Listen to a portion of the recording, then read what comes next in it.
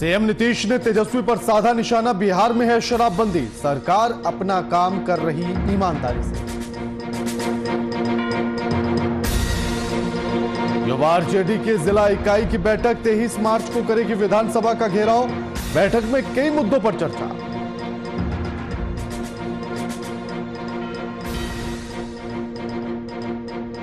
मधुपुर उपचुनाव की तारीख का ऐलान, 17 अप्रैल को होगा उपचुनाव। चुनाव आयोग ने दिखाई हरी झंडी। कोरोना ने दी दस्तक, विधानसभा में दिखे बिना मास्क के विधायक और मंत्री, माननीयों की सजगता पर सवाल।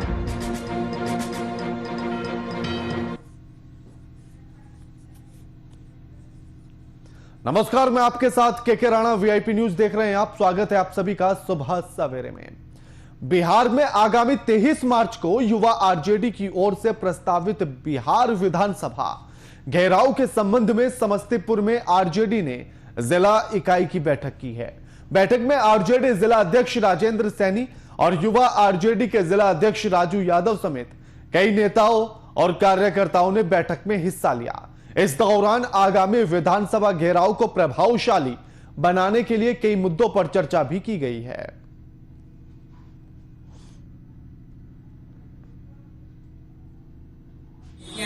आज इस महत्वपूर्ण बैठक में हम लोग आज बैठे हैं। हमारा जो संगठन है उस संगठन के जितने भी आपके प्रकोष्ठ हैं, लगभग 23 प्रकोष्ठों के जिला अध्यक्ष की आज बैठक आवश्यक बैठक हुई है। इसमें हम लोग 23 तारीख को जो आला कमान का, हमारे पार्टी के आला कमान का जो आदेश है, उस आदेश के आधार पर हम लोग 23 तारीख को जाकर और आला कमान के प्रदेश कार्यालय के पदाधिकारी के साथ हम लोग विधानसभा का घेराव कर। समस्तीपुर में जो है जितना लोग पूरे बिहार से पहुंचेंगे और समस्तीपुर में हम लोग एकजुटता बनाकर आह्वान कर रहे हैं कि सबसे ज्यादा जो है समस्तीपुर का भागीदारी पटना में। अलग नहीं है। राष्ट्रीय जनता दल के नेता प्रतिपक्ष तेजस्वी यादव के निर्देशानुसार व कारी शोएब, हमारे प्रदेश अध्यक्ष कारी शोएब के निर्देशानुसार 23 तारीख को ये विधानसभा घेराव है, उसमें समस्तीपुर सभी दिन से अव्वल रहा है। और मैं सभी प्रकोष्ठों के जिला अध्यक्षों के साथ बैठक कर, हमारे वरिष्ठ लोगों के बैठक कर, हमारे कार्यकर्तागण के साथ बैठक कर मैं ये निश्चय करता हूँ कि विधानसभा जो घेराव होगा उसमें समस्तीपुर अव्वल रहेगा और उसकी भागीदारी बहुत अच्छी ही रहेगी। हमारे साथ पटना से हमारे संवाददाता कुमार गौतम लाइव जुड़ गए हैं। गौतम, आरजेडी फुल मूड में है और विधानसभा का घेराव करने की तैयारी में भी शुरू हो चुकी है। बैठक कर ली गई है, रणनीति बना ली गई है, क्या कुछ पूरी जानकारी है?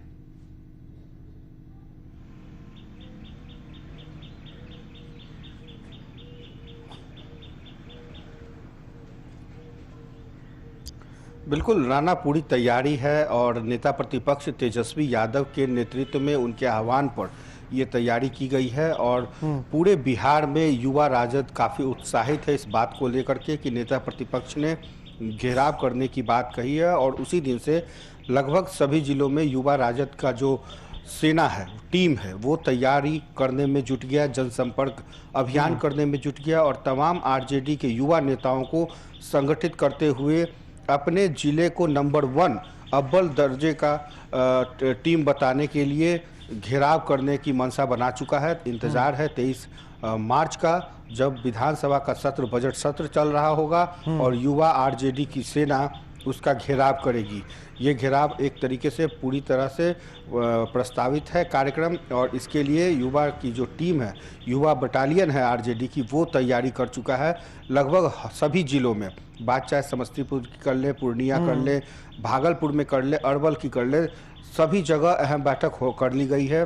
जनसंपर्क अभियान को तेज कर लिया गया है और बसों से किस तरीके से 23 मार्च के पूर्व संध्या पर यानी कि 22 मार्च से ही यहाँ राजधानी पटना में युवा राजद की जो टीम है वो जुटने लगेगी और पटना की टीम भी मौजूद रहेगी। तो कहीं ना कहीं नेता प्रतिपक्ष तेजस्वी यादव के नेतृत्व में ये पूरी सेना तैयार है और मसला भी बहुत खास है। मसला इसलिए क्योंकि जिस वायदे के साथ, जिस कमिटमेंट के साथ मुख्यमंत्री नीतीश कुमार और एनडीए की सरकार सत्ता में काबिज हुई है, उसने दावा किया था कि 19 लाख लोगों को, युवाओं को, बेरोजगारों को रोजगार दिया जाएगा। आपको याद होगा राणा कि नेता प्रतिपक्ष ने इलेक्शन के दौरान कहा था कि अपने पहले कैबिनेट की पहली बैठक में पहले सिग्नेचर पर ही 10 लाख युवाओं को रोजगार देंगे, जिससे युवाओं में काफी उत्साह था। लेकिन जब सरकार तेजस्वी यादव की नहीं बनी और सरकार एक बार फिर से मुख्यमंत्री नीतीश कुमार के नेतृत्व में बनी, तो उसको लेकर के पहले इंतजार किया गया। 100 दिनों के कार्यकाल पूरे हो चुके हैं। 3 महीने के अंदर सिर्फ और सिर्फ मंत्रिपरिषद का विस्तार किया गया है मुख्यमंत्री नीतीश कुमार के द्वारा, और कल 12 नए एमएलसी राज्यपाल कोटे से मनोनीत कर लिए गए हैं। लेकिन सारी चीजें हो रही है, बजट सेशन भी चल रहा है, लेकिन रोजगार के मुद्दे पर विपक्ष के हर सवाल का जवाब नहीं दे पा रही है सरकार। तो कहीं ना कहीं नेता प्रतिपक्ष के पास एक मुद्दा है, एक अहम मुद्दा है, और सबसे बड़ा मुद्दा है रोजगार को लेकर के, जिसका दावा मुख्यमंत्री नीतीश कुमार की टीम ने की थी। भारतीय जनता पार्टी ने 19 लाख लोगों के रोजगार के एजेंडे को बताया था। तो कहीं ना कहीं अब नेता प्रतिपक्ष उस एजेंडे को सार्थक होता नहीं देख पा रहे हैं, नहीं। और इसके साथ ही बजट में या बजट सेशन में इस बात की कोई चर्चा नहीं हुई, जिसको लेकर काफी नाराजगी है आरजेडी के अंदर। और यानी कि यूं कहा जाए गौतम, यानी कि यूं कहा जाए कि जिस बात का वादा तेजस्वी यादव ने इलेक्शन के बाद किया था, रिजल्ट आने के बाद किया था कि विपक्ष हमेशा जनता के मुद्दों के साथ सदन से लेकर सड़क तक खड़ा होगा, वो नजर आ रहा है।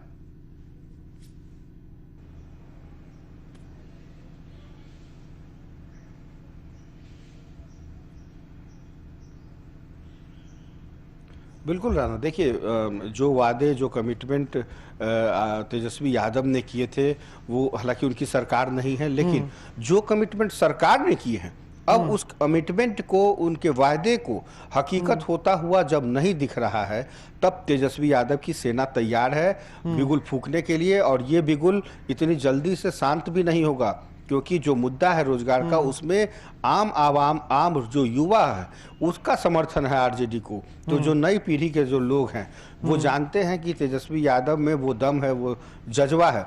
और यही कारण है कि अकेले तेजस्वी यादव ने पूरे 114 सीटों पर कब्जा किया, और सरकार बनाने में भले ही जो चूक गए हों, लेकिन वो बहुमत के आंकड़ों से बहुत ज़्यादा पीछे नहीं है।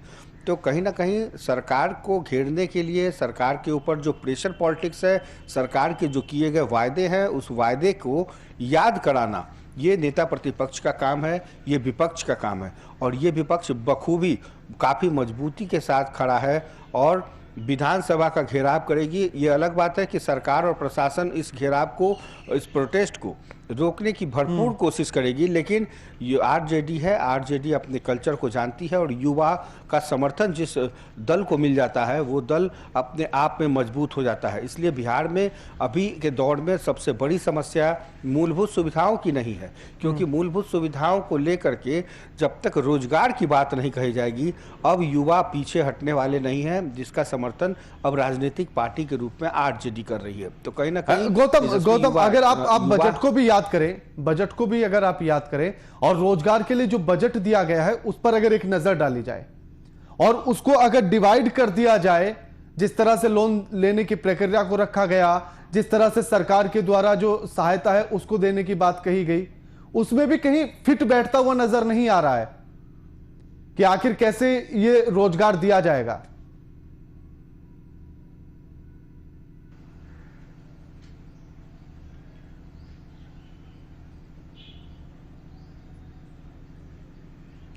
बिल्कुल राणा, आपने ठीक कहा कि जो रोजगार के मुद्दे पर सरकार के बहुत ज़्यादा अभी तक कोई ठोस या पहल होती हुई नहीं दिख रही है। हाँ, उद्योग को लेकर के, उद्योग के जरिए रोजगार डेवलप करने की बात भले ही सामने आ रही है, क्योंकि देखिए जिस तरह से सैयद शाहनवाज हुसैन को पार्टी के बड़े नेताओं के तौर पर केंद्रीय नेतृत्व से बिहार की राजनीति में एमएलसी के जरिए जो लाया गया है, वो सरकार, हालांकि देखिए भारतीय जनता पार्टी, राणा, इस चीज़ को जानती है कि कहीं ना कहीं अब विपक्ष हमला करेगा, इसलिए 19 लाख का वादा करने वाली सरकार अगर अपने इस वादे को जुमला करार देती है तो इसका खामियाजा आने वाले 3-4 सालों में जो लोकसभा के चुनाव होंगे उस पर इसका असर पड़ेगा। इसलिए अभी और इसके साथ ही इस साल पंचायती राज में जो त्रिस्तरीय व्यवस्था है उसमें जो चुनाव होंगे उस चुनाव में भी एक बहुत बड़ा मुद्दा बनेगा। तो रोजगार को लेकर के सरकार की जो पहल है वो सिर्फ और सिर्फ उद्योग नीति के जरिए दिखाई देती है। उद्योग के जरिए बिहार को इथेनॉल में नंबर 1 राज्य बनाने की बात शहनवाज हुसैन कर रहे हैं, कह रहे हैं कि पेप्सी और कोक के जरिए 5000 रोजगार दिए जाएंगे। तो कहीं ना कहीं अब सरकार इस बात को लेकर के उसके चेहरे पर जो सिकन है वो देखने को मिल रही है कि आखिर हम इतने रोजगार को कैसे सृजित करेंगे, कैसे उसकी वैकेंसीज निकालेंगे। यही कारण है कि अब तमाम विभागों को ये कहा गया है कि आप अपनी रिक्तियां पहले सुनिश्चित कर लें।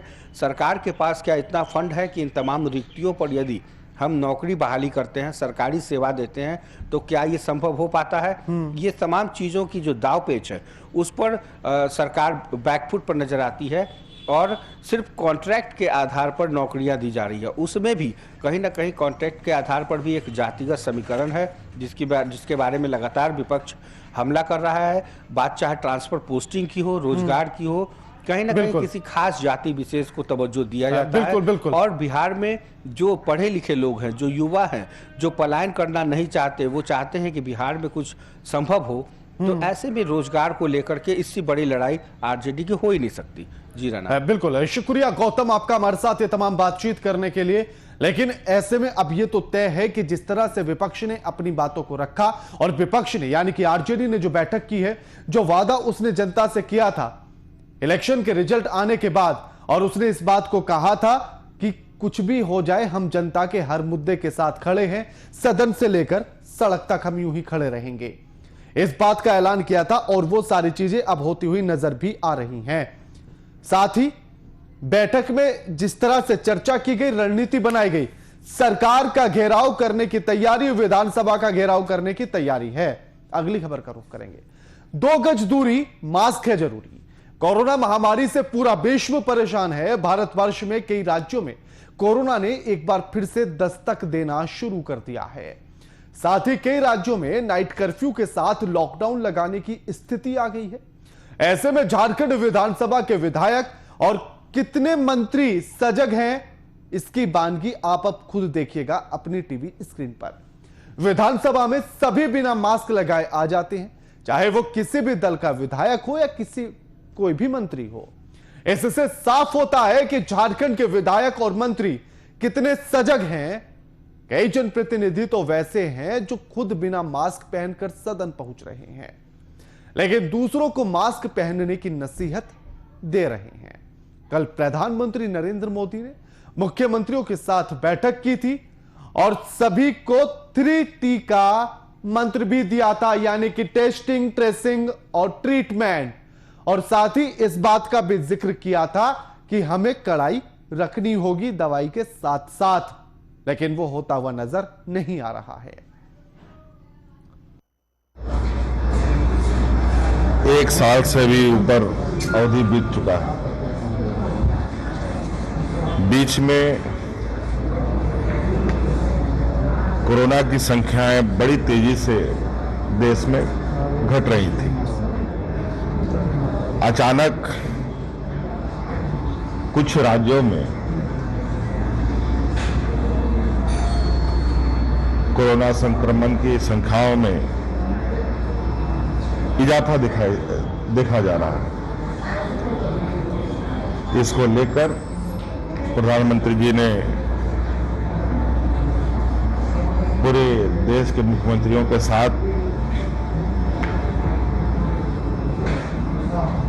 अपने अपने राज्यों का, विशेषकर उन राज्यों पर जहां की संख्याएं बढ़ रही थी, उनकी बातें सुनी गई और सभी अधिक प्रभावित राज्यों ने अपनी बातें रखी। उसी पर थोड़ा चर्चा था। ये बहुत शॉर्ट नोटिस की एक वीसी थी और कुल मिलाकर के वही बातें जो बातें पूर्व में थी कि हमें अभी भी सतर्कता बनाए रखना होगा और इस विषय पर कुछ कड़ाई के साथ भी आगे बढ़ना होगा। यही सब कुल मिलाकर कुछ डिमांड हम लोग की तरफ से, झारखंड की तरफ से क्या ये चाहिए या देखिए, अभी निश्चित तौर पर देश के कुछ राज्यों में ऐसी सूचना प्राप्त हो रही है कि वहाँ कोरोना ने अचानक फिर से दस्तक दी है और हमारे मुख्यमंत्री जी के नेतृत्व में हम पूरी तरीके से चाक चौबंद हैं और हम लगातार ये प्रयास कर रहे हैं कि जो वैक्सीनेशन है उस वैक्सीनेशन की संख्या भी बढ़ाने पर हम विचार कर रहे हैं और उसी के साथ में जो टेस्टिंग होगा वो टेस्टिंग भी, चाहे वो एयरपोर्ट हो, चाहे रेलवे के क्षेत्र हो, चाहे जो भी हमारे राज्य में जो आने और जाने के क्षेत्र हैं उनको भी हम लोग ये करेंगे। बाहर से कुछ लोगों के आने जाने के जो ज़्यादा ऐसे मार्ग हैं उन मार्गों पर भी हम लोग विशेष ध्यान केंद्रित करेंगे। मास्क पर ध्यान नहीं दिया जा रहा या फिर सोशल डिस्टेंस या जो भी कोरोना गाइडलाइन है उसका पालन नहीं किया जा रहा। निश्चित रूप से कोरोना ने दोबारा फिर से दस्तक दिया है, तो निश्चित रूप से मास्क और सोशल डिस्टेंसिंग और आने वाले समय में जो है जो टीकाकरण का अभियान चल रहा है इस पर ज़्यादा से ज़्यादा सभी को ध्यान देने की आवश्यकता है ताकि कोरोना को हम लोग फिर से हरा सकें।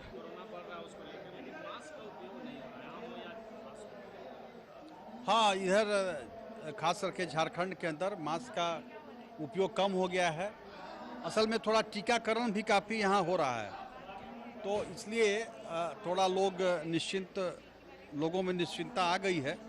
लेकिन मास्क, निश्चित रूप से मास्क पहनना चाहिए। अभी बचाव की आवश्यकता है और कम से कम टीका लेने के 45 दिन तक मिनिमम, मुझे जो जानकारी है, बचा के तो रखना ही रखना है।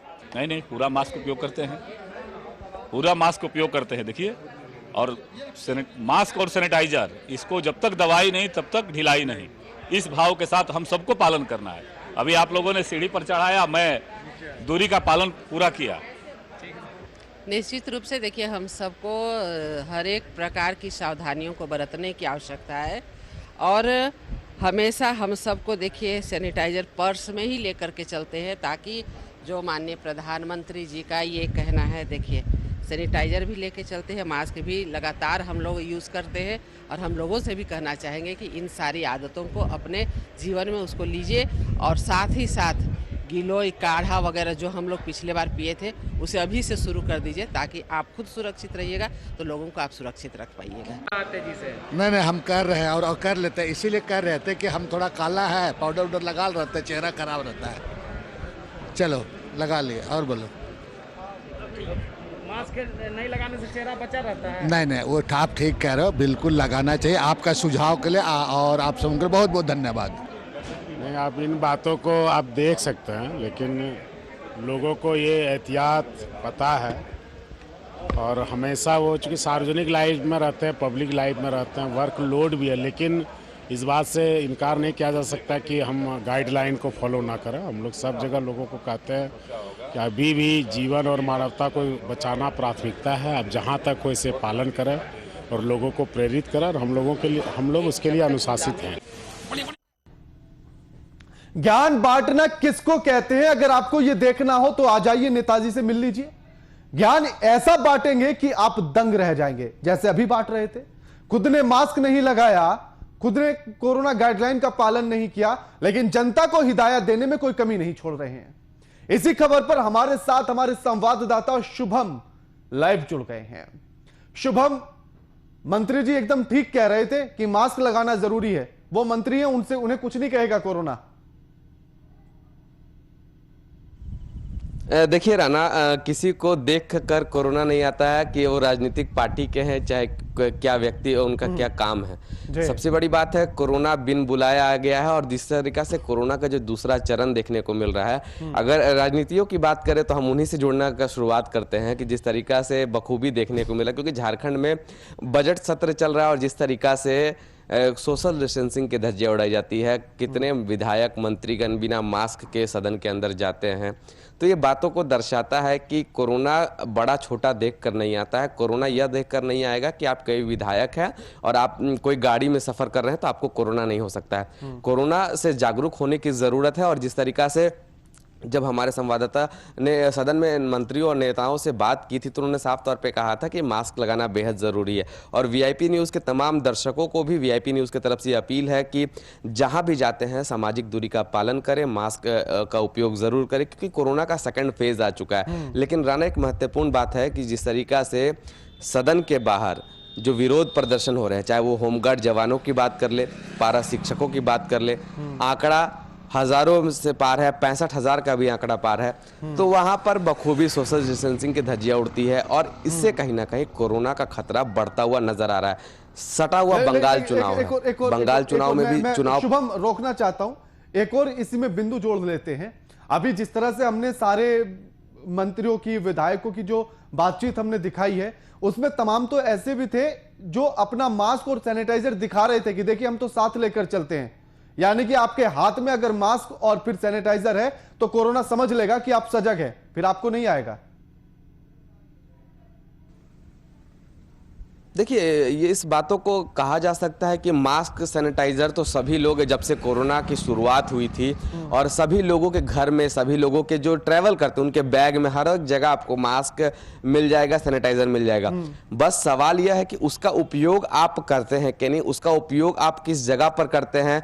अगर भीड़ वाली जगह पर जाते हैं तो आप मास्क का सेवन करते हैं कि नहीं करते, ऐसे तमाम सवाल है। लेकिन जिस तरीका से जो माहौल देखने को मिल रहा है, झारखंड की बात कर ले, बिहार की बात कर ले और जो बंगाल की जो मैं बात कह रहा था, बंगाल में चुनाव होने को है और जिस तरीका से जो चुनाव में जो जनसभाएं, जो चुनाव प्रसार के तौर पर तमाम राजनीतिक पार्टियां करती हैं और उसमें एक जन सहलाब देखने को मिलता है समर्थकों का, वहां पर सोशल डिस्टेंसिंग कहां चल जाता है, वहां पर मास्क का उपयोग कहां चल जाता है, क्या वहां पर कोरोना नहीं फैलेगा? ये तमाम सवाल हैं। अब कहीं ना कहीं राज्य की जनता को और पूरे देश की जनता को जागरूक होने की जरूरत है, क्योंकि प्रधानमंत्री नरेंद्र मोदी ने भी कल एक बैठक बुलाई गई थी और एक बैठक में साफ कहा गया था कि राज्य में अब सख्ती बरती जाए, कानून व्यवस्था को थोड़ा चुस्त और दुरुस्त किया जाए कि कोरोना के बढ़ते आंकड़ों को फिर से रोका जा सके। अगर यह आंकड़ा बढ़ते चला गया तो शायद इस बार रोकना मुश्किल हो जाएगा। हालांकि जब से वैक्सीन आया है राना, तब से लोगों के बीच एक लापरवाही देखी गई है। लोग समझ रहे हैं, उनके मानसिकता में यह बात पूरी तरीके से बैठ चुका है कि अगर वैक्सीन आ गया है तो इलाज इसका हो जाएगा, कोई दिक्कत नहीं, कोरोना हो जाने दो। तो इन बातों को समझना पड़ेगा, लापरवाही से दूर रहना पड़ेगा। शुभम, आपने एक बात का और जिक्र किया था पश्चिम बंगाल के चुनाव का। आप देखिएगा, छत्तीसगढ़ में कोरोना बढ़ रहा है, महाराष्ट्र में बढ़ रहा है, यूपी में भी बढ़ रहा है। यानी कि तमाम राज्यों में कोरोना ने अपने पैर पसार लिए, सेकंड फेज में आते हुए रिटर्न हो चुका है। पश्चिम बंगाल में नजर नहीं आ रहा है क्योंकि वहां चुनाव है, तो कोरोना ने भी कह दिया है कि पहले चुनाव कर लीजिए, उसके बाद आ जाऊंगा। राना, बिहार का दृश्य आपको याद होगा। बिल्कुल, बिहार में जब चुनाव हो रहे थे तभी कोरोना था और बिहार में सबसे ज्यादा कोरोना के आंकड़े आए थे, सबसे ज्यादा संक्रमित मरीज पाए गए थे और डेथ रेट भी बात करें तो बिहार का सबसे ज्यादा था। तो इन बातों को दर्शा रहा है, क्योंकि जिस तरीका से अब सरकार को सजग होना पड़ेगा। चुनाव प्रक्रिया अपनी जगह है, कोरोना अपनी जगह, दोनों को हम लोग मिला नहीं सकते, दोनों के बीच में एक बहुत बड़ा डिफरेंस है और उसी डिफरेंस को राज्य की जनता को समझना पड़ेगा। आप चुनाव में जाते हैं, आप वोट डालने जाते हैं तो वहां पर किस प्रकार की तैयारियां हैं, आप वहां पर मास्क पहन रहे हैं कि नहीं पहन रहे हैं। क्योंकि जिस तरीका से मैं राजधानी रांची की बात करूं तो ऐसे तमाम पेट्रोल पंप हैं जहां पर बिना मास्क के आप अगर गाड़ी लेके जाते हैं पेट्रोल लेने के लिए तो साफ मना ही है। तो कहीं ना कहीं अब लोगों को कुछ ना कुछ कह सकते हैं कि दंड स्वरूप देकर, क्योंकि जिस तरीका से राजधानी रांची में फाइन काटे गए थे। जो भी व्यक्ति मास्क नहीं पहनते हैं तो ट्रैफिक पुलिस के द्वारा 500 रुपए का फाइन किया गया था। तो महज फाइन के डर से लोग मास्क ना पहने। हम भी लगातार लोगों से अपील करते हैं कि जहां भी जाते हैं वो अपने स्वच्छता के अनुसार, अपने कह सकते हैं अपने हित के लिए और राज्य के हित के लिए, और कह सकते हैं एक भाईचारा का संदेश देते हुए सभी लोगों से ये आग्रह करें, जहां भी जाते हैं कोरोना के जो गाइडलाइन बनाए गए हैं उसका सख्ती से पालन हो, और इस बार सबको मिलकर इस कोरोना जैसे संक्रामक बीमारी का जो दूसरा चरण है उसे जड़ से लेकिन अगर बात की जाए शुभम, अगर बात की जाए झारखंड की भी, लोग कितने सजग नजर आ रहे हैं? माननीय तो सजग नहीं है, ये साफ दिख गया है, लेकिन जनता कितनी सजग है? राणा, मैं एक स्पष्ट बात बता दूं, सच्चाई एक सामने तमाम दर्शकों के रख दूं। झारखंड की लोगों की लापरवाही चरम सीमा पर है। कहीं भी बात कर ले, चाहे वो मार्केट की बात कर ले, चाहे वो सब्जी बाजार की बात कर ले, चाहे वो दुकानों की बात कर ले, और चाहे होटलों की बात कर ले, कहीं भी कोरोना के नियमों का पालन नहीं देखा जा रहा है। सरकार लगातार कानून बनाती है, गाइडलाइन बनाती है, और गाइडलाइन कहीं ना कहीं जनता के हित के लिए बनाया गया है, लेकिन आम जनता, सरकारी अफसर कोई इसका पालन नहीं कर रहे हैं। तो इस बातों को दर्शा रहा है कि लापरवाही का आलम झारखंड में कितना देखने को मिल रहा है। और ये भी बातों को कहा जा सकता है कई जगह पर ऐसा पालन हो रहा है, ऐसा पालन कहीं देखने को नहीं मिल रहा है, और पूरा एक नजारा सामने है, लापरवाही का आलम है। जी शुक्रिया आपका शुभम, हमारे साथ ये तमाम बातचीत करने के लिए। लेकिन ऐसे में सवाल इन माननीयों की सजगता पर उठाना बड़ा लाजमी है, जो जनता को तो इस बात की नसीहत दे रहे हैं कि आपको 2 गज की दूरी भी रखनी होगी और साथ में मास्क पहनना भी जरूरी होगा, लेकिन खुद उन गाइडलाइंस को मानते हुए नजर बिल्कुल भी नहीं आ रहे हैं। ना तो मास्क लगाने की उन्होंने कोशिश की और ना ही उचित दूरी बनाने की कोशिश की जा रही है। ऐसे में सवाल यही है कि कोरोना अगर रिटर्न हुआ है तो फिर कोरोना पर जीत कैसे मिलेगी? अगर माननीय ही बनाए हुए नियमों का या बनाई हुई गाइडलाइंस का पालन नहीं करेंगे तो फिर जनता में संदेश कैसे जाएगा? फिर जनता पालन कैसे करेगी? इसके लिए माननीयों को भी जिम्मेदार होना होगा। माननीयों को भी लापरवाही छोड़कर एहतियात बरतने होंगे। माननीयों को भी गाइडलाइंस का पूर्ण रूप से पालन करना होगा और उसके बाद ही कोरोना पर जीत पाई जा सकती है। हाथ में मास्क को लेकर चलना या सैनिटाइजर को हाथ में लेकर चलना कोरोना से बचाव नहीं कहलाएगा। उसका इस्तेमाल करना होगा, प्रयोग में लाना होगा, तभी कोरोना पर जीत संभव है। और इसीलिए अब माननीयों को भी सजग होना होगा सच में। फिलहाल इतना ही। लगातार खबरों के लिए देखते रहिए VIP न्यूज। नमस्कार।